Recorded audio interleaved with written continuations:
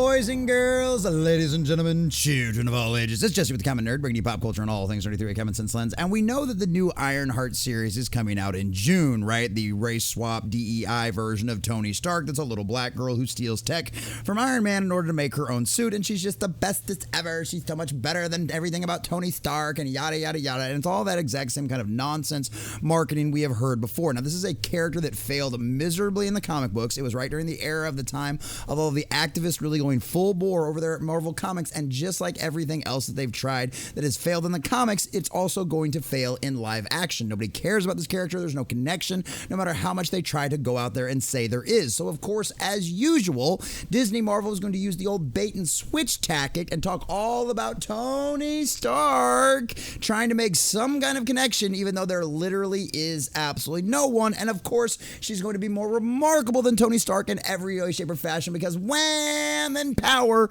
over there at Disney Marvel, boys and girls. So we're going to check out this article from thatparkplace.com, getting all the juicy details of what this new marketing push is trying to say out there now. But before we do, if you do enjoy our content, hit that like button, share with all your friends, and subscribe or follow if you have not already, boys and girls, because we just crossed 1,800. We're sailing our way towards 1,900, and I could not do that without every single one of you. Also, leave us a comment in the section down below. Does it surprise you at all that they are trying to do this kind of nonsense marketing push? Do you think it will do them any good in any way, shape, or form, or do you think this thing is destined to be a disastrous dumpster fire right from the get-go? Let us know think about all that from the comment section down below. If you'd like to support the channel, please check out the links for the descriptions, and think about becoming a member, and you'll get your name at the end credits of every one of these videos and at the end of all of our live streams. All right, boys and girls, Marvel uses Robert Downey Jr. to sell Ironheart ahead of Disney Plus release. Explains why Riri is more remarkable than Tony Stark, because of course she is. And the best part is we normally do a Thursday night show, and I'm seriously considering making Sunker Maiden my co-host on that show, reviewing this with me when it comes out in June. I don't know. Let me know what you think about that. Should I be that evil to her? Let us know what you guys think. Marvel is invoking the name of Robert Downey Jr. in an attempt to justify its upcoming Ironheart series. Marvel's Ironheart is gearing up to be close-out Phase 5 of the MCU on Disney+, and the studio appears to be going into full damage control mode ahead of the premiere. And why shouldn't they be? Everything. I mean, even Daredevil Born Again, bringing Charlie Cox back, did not do them any good whatsoever. That show still tanked in the ratings, even though I did enjoy it for the most part. Despite fans still scratching their heads over her inclusion in Black Panther: Wakanda Forever, Marvel is now rolling out legacy name drops, strategic comparisons, and emotional appeals, and a thinly veiled attempt to build hype and legitimacy for a show that few asked for. I mean, literally, let's be honest, no one asked for this show, just like nobody asked for this in the comics, except for all of those little activists out there who could not help themselves but race swap and gender swap one of the best characters that they had at the time. A spiritual successor with no actual link. In a new feature from Empire, Dominic Thorne, who plays Riri Williams / Ironheart, recounted her brief encounter with Robert Downey Jr., describing the interaction as an exciting exchange where the actor gave her a few words of encouragement and literally 2 thumbs up. So it's not like he's going to be in this show. She's just like, oh, he loves the idea. And we know Robert Downey Jr. is completely and totally down with all the activist messaging and all that kind of stuff. He's certainly not going to step out of line and say, well, she shouldn't be doing this character. This really isn't going to work. Yada, yada. Not going to happen. He is not going to do that in any way, shape, or form. So yeah, he's totally down for the messaging on this one. The story is being framed as Marvel as some kind of symbolic torch-passing moment, with articles declaring Riri and Tony Stark to be spiritually linked in the MCU. There's just one problem. There's no actual link.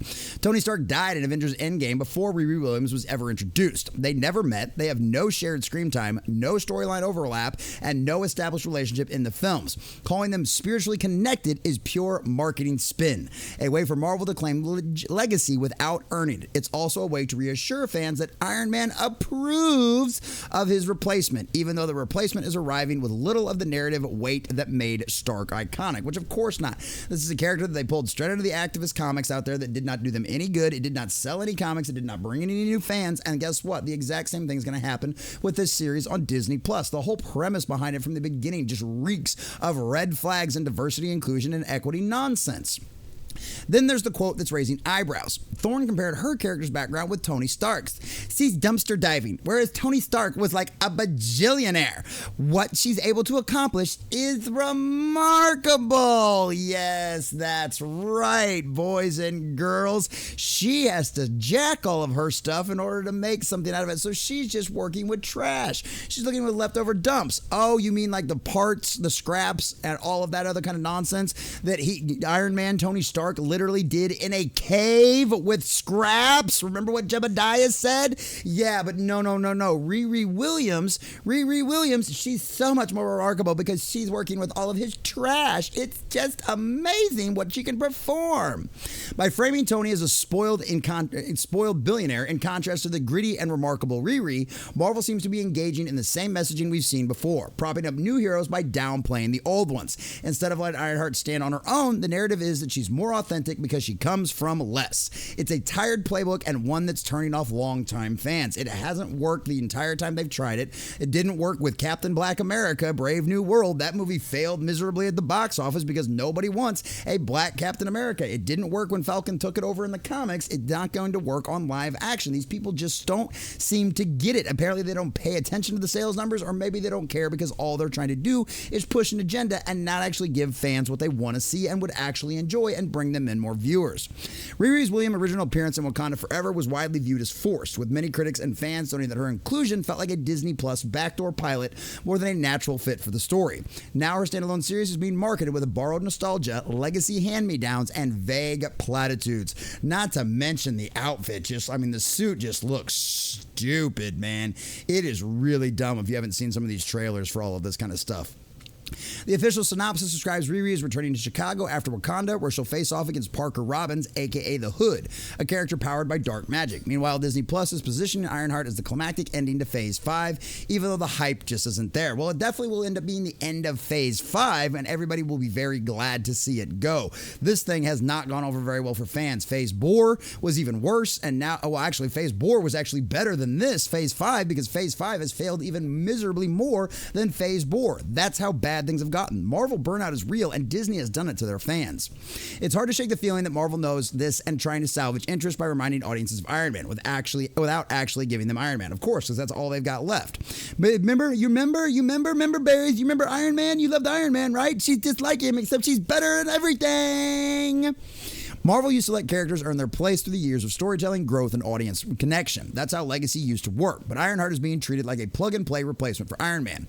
No build-up, no meaningful link, just a checklist and a marketing push, and oh yeah, she's the smartest thing ever in Wakanda Forever. This isn't evolving the MCU. It's about swapping out iconic characters with underdeveloped substitutes and hoping a few name drops will sell it. Riri Williams didn't train under Tony Stark. She didn't inherit anything from him, and yet Marvel wants audiences to accept that she's a natural continuation of his legacy, simply because she built a suit, which is complete and total nonsense. You could argue the same, not in the same universe, but just because Lex Luthor made a suit, he's also just like Tony Stark. Just because all of these other people have made a suit, just that means they're just like Tony Stark? No, it's not. What we're seeing in the studio is trying to bypass the hard work of storytelling and lean entirely on brand nostalgia. You remember? Yeah, well, exactly what they've been doing for quite a while. A brief conversation with Robert Downey Jr. gets inflated into passing of the torch. A character who showed up as a side note in another film now gets top billing to close out a major MCU phase. This isn't organic, it's engineered, and the audiences can tell the difference. And it's 100%. This thing's never going to chart on the Nielsen ratings chart. Nobody's ever going to see this thing. It's going to end up costing them hundreds of millions of dollars because nobody wants this. Nobody wants this. There are no legitimate Marvel fans out there that actually want this and think it's a good idea, especially considering the cost that Disney Marvel has been spending on all of these series. We just heard about the Disney Star Wars thing with Andor and how they spent $1 billion on 2 seasons of this show. Also, we know this is going to be a CGI heavy show, which automatically racks up the cost for any time you see her in the suit, and it's not going to get you a return on investment. This is forced diversity, inclusion, and equity, race swapping, gender swapping nonsense like we have seen so many times in the past from Disney Marvel. It didn't work with Captain America, Brave New World. It's not going to work with Riri Williams and Ironheart either. This show is going to fail miserably, and it's going to be just as bad as woke and as cringe as we all expected to. And guess what, Disney Marvel? You've done this to yourself. For so long, you decided to side with the activist portion of the audience out there that really shows up to none of your movies, doesn't buy your merchandise, and doesn't watch your televisions. They just want a virtue signal just like you have so many times in the past. And guess what? Now your chickens are coming home to roost, and 2025 will end up being one of the worst Disney years for Marvel and all of the rest of the IPs combined. And Riri Williams' ending of Phase 5 is just going to be the latest cherry on top of this absolutely wonderful woke cake that Disney is now having to eat that for some reason smells and tastes a whole lot like poo-poo, boys and girls. And yeah, that's exactly what Ironheart's going to be when we finally get the ratings. And after all, Disney Marvel, you've done it to yourself.